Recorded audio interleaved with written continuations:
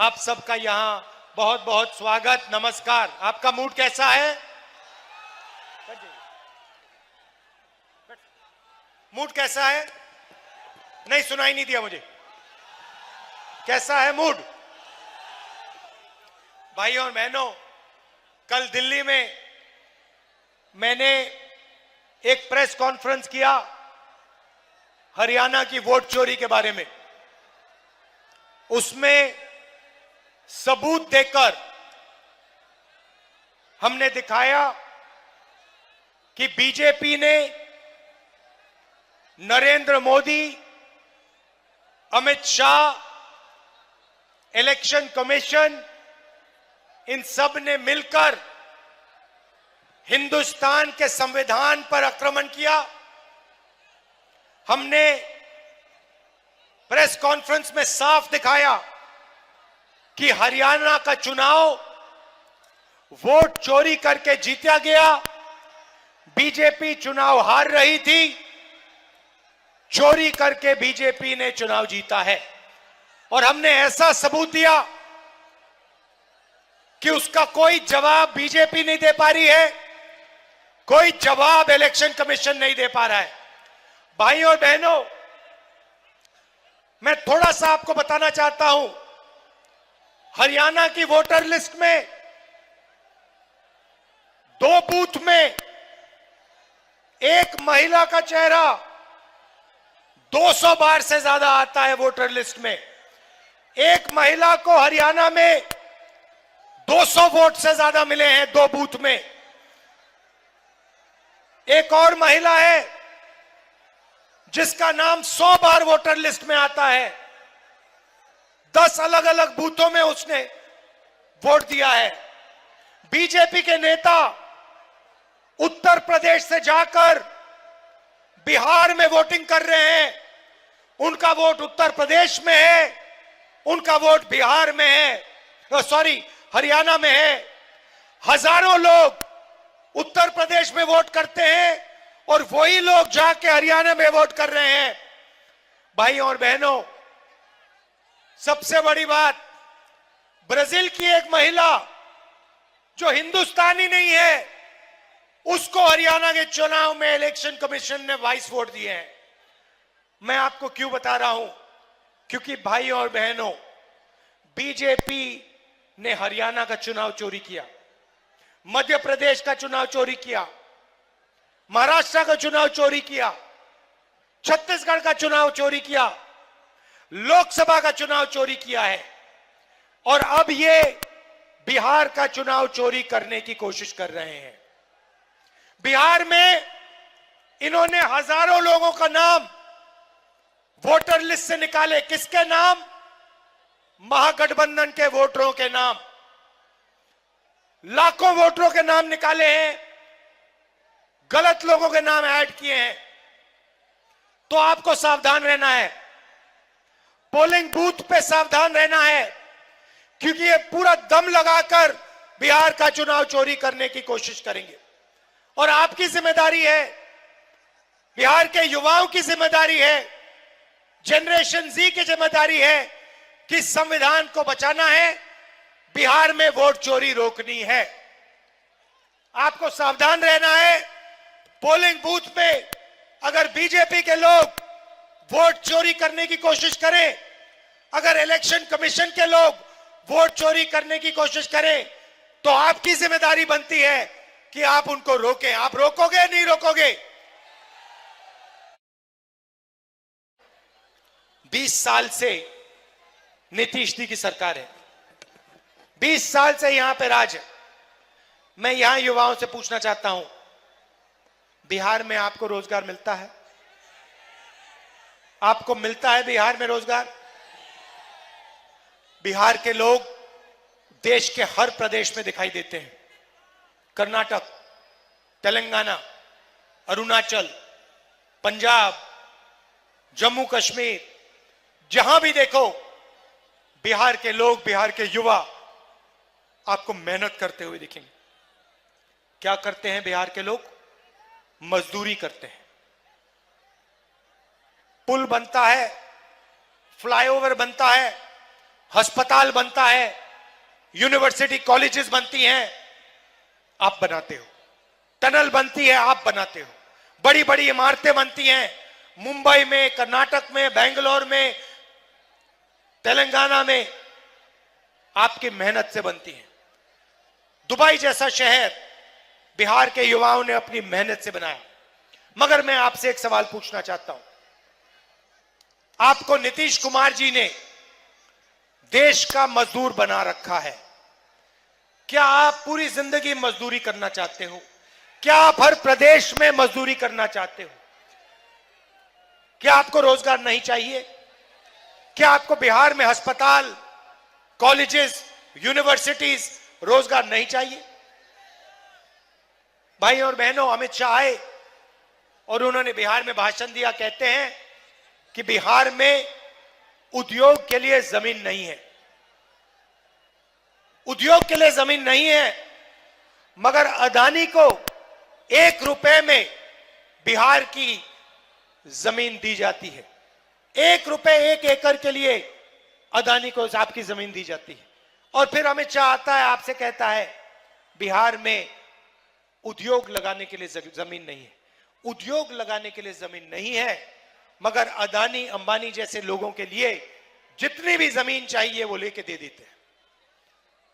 AIIMS चाहिए दिल्ली में, metro station है एम्स के सामने, नीचे जाके देखिए रात के समय 3-4 हजार लोग, बिहार के लोग वहां पे सोते हैं।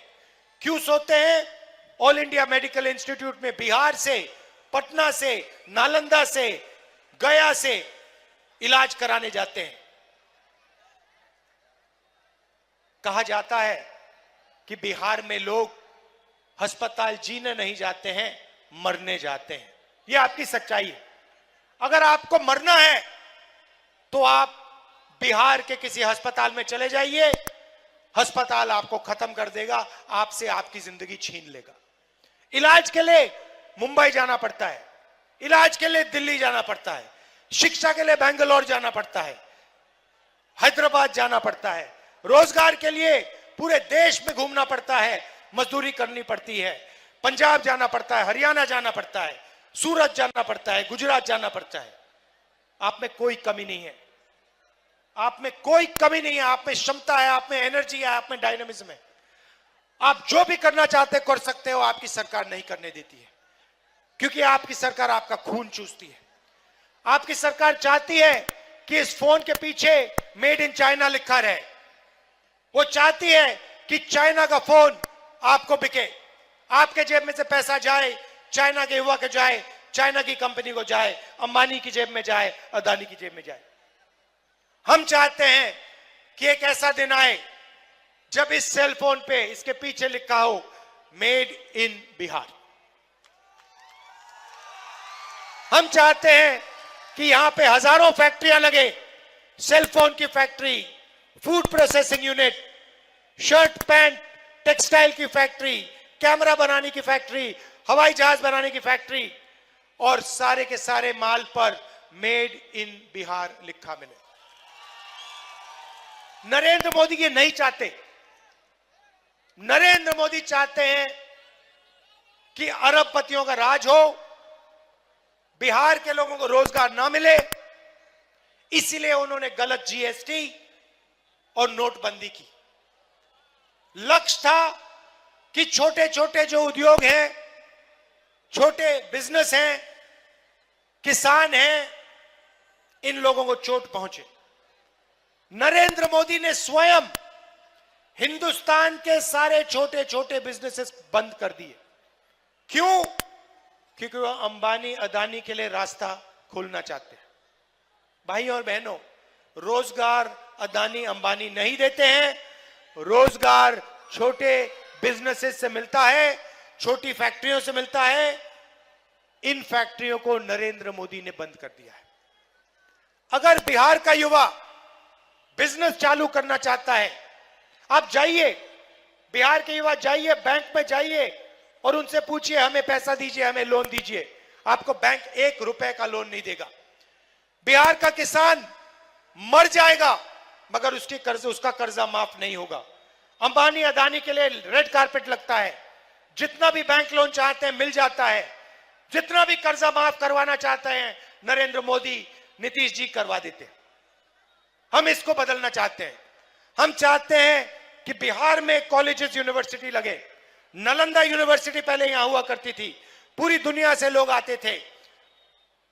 बिहार की महागठबंधन की सरकार एक बार फिर सरकारी कॉलेजेस, सरकारी यूनिवर्सिटी, सरकारी अस्पताल खोलने का काम करेगी। हमारी पूरी कोशिश होगी कि बैंक के दरवाजे बिहार के युवाओं के लिए, बिहार के एंटरप्रेन्योर्स के लिए खोले जाएं और आप सब छोटे छोटे उद्योग, अपने बिजनेस चालू करो। भाइयों और बहनों, बिहार की सरकार, महागठबंधन की सरकार शिक्षा पे काम करेगी, यूनिवर्सिटी, कॉलेजेस खोलने का काम करेगी। मगर मैं भी आपसे एक वायदा करना चाहता हूं, पर्सनल वायदा है, राहुल गांधी का वायदा है। पहले यहां पे नालंदा यूनिवर्सिटी थी, दुनिया से इधर लोग आते थे, चाइना से आते थे, जापान से आते थे, कोरिया से आते थे, वियतनाम से आते थे, थाईलैंड से आते थे, इंग्लैंड से आते थे, जर्मनी से आते थे। क्यों आते थे? नालंदा यूनिवर्सिटी में पढ़ाई करने आते थे, बिहार आते थे, बिहार में शिक्षा लेने के लिए आते थे।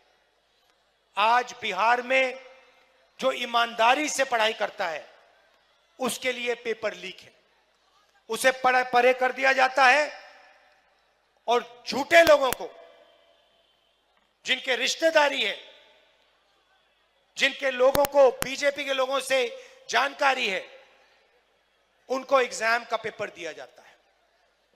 मेरा वायदा है कि जैसे ही दिल्ली में इंडिया गठबंधन की सरकार बनेगी, आप लिख के रख लो, राहुल गांधी और इंडिया गठबंधन की सरकार दुनिया की सबसे बेहतरीन यूनिवर्सिटी बिहार में खोलेगी। उस यूनिवर्सिटी में दूर दूर से लोग आएंगे, जापान से, कोरिया से, चाइना से, शिक्षा लेने के लिए, पढ़ाई करने के लिए। दूसरी बात, बिहार में टूरिस्ट आते हैं, जापान से आते हैं, कोरिया से, चाइना से, वियतनाम से आते हैं, मगर आपकी सरकार टूरिज्म पर फोकस नहीं करती। आपकी सरकार नहीं चाहती कि बिहार में टूरिज्म बढ़े। महागठबंधन की सरकार आएगी तो हम बिहार में टूरिज्म पर पूरा फोकस करेंगे और बिहार के युवाओं को फायदा होगा, टूरिज्म से फायदा होगा, होटल खोलेंगे, रेस्टोरेंट खोलेंगे और लोगों को आमदनी मिलेगी। भाइयों और बहनों, हम आपके जेब में पैसा डालना चाहते हैं। मैं आपसे पूछना चाहता हूं, नरेंद्र मोदी जी आए, उन्होंने आपसे कहा, बिहार के युवाओं से कहा, भाइयों और बहनों, हमने डेटा के दाम कम कर दिए हैं, इतने कम कर दिए हैं कि बिहार के युवा रील बना सकते हैं, फेसबुक पे जा सकते हैं, इंस्टाग्राम पे जा सकते हैं। भाइयों और बहनों, रील, फेसबुक, इंस्टाग्राम 21वीं सदी का नशा है। ये आपके ध्यान को भड़काने का तरीका है। 21वीं सदी का नशा है। और नरेंद्र मोदी ने आपको यह नहीं बताया कि जब आप रील बनाते हो, जब आप वीडियो बनाते हो, जब आप इंस्टाग्राम पे जाके देखते हो, तो पैसा आपके जेब में नहीं आता है, अंबानी अदानी के जेब में जाता है, जियो के जेब में जाता है। मैं आपसे पूछना चाहता हूं, आपके प्रधानमंत्री यहां आए और उन्होंने आपसे कहा कि आपको उन्होंने 21वीं सदी का नशा दिया है। जो काम पहले शराब से होता था,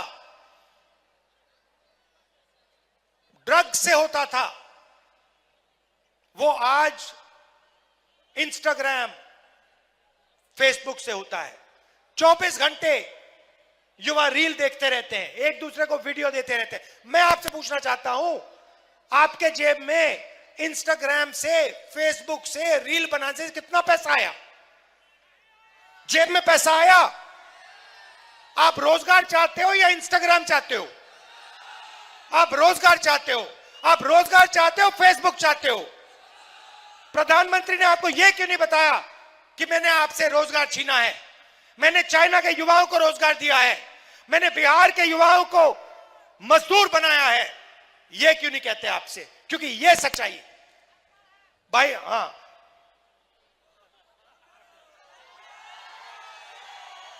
भाइयों और बहनों, बिहार को एक बार फिर प्रगति करनी है।